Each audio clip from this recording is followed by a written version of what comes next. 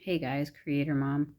Um, I've been reading Richard Dodd's book again. I haven't been reading a lot, anything really for a while, and I picked back up a book that I have from Richard Dodd's called Spontaneous Manifestations from Zero, I think it's called. Um, I don't know. Richard Dodd's is always a real solid read for me, you know. He helps me kind of like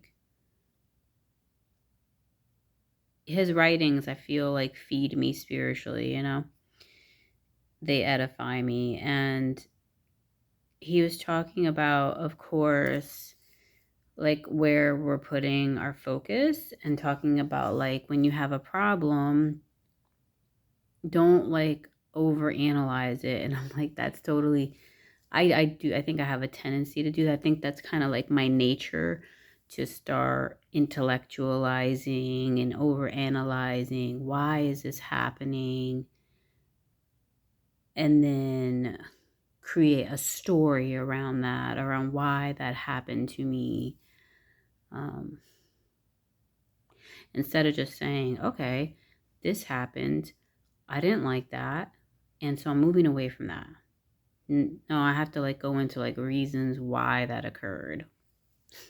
Over analyzing the situation, creating a story. He was talking about how Abraham Hicks says like basically when you experience something that's like undesired, that basically the only thing you should extract from it is like, oh, that was undesired, and so actually now I know what I do want, and actually I don't want that, and this is what I want, and just focus on that. So basically just about where we're putting our focus, because where we put our focus and most of our attention becomes our direction, like, which makes sense, you know. So he was talking about how clearing the negative emotions, the feelings we have around a desired intention. And then I made a little diagram, not a diagram, like a little picture of, which gave me like, I hope this helps me, honestly, because I think the most annoying thing about this is just that when I find myself in situations where I feel down or discouraged, that like I totally forget about any of these principles in the moment, you know? So I feel like my goal is to kind of bring these things to my remembrance in the midst of a difficult time to minimize the time that I stay in that feeling of discouragement or whatever. Anyways, so I made this picture.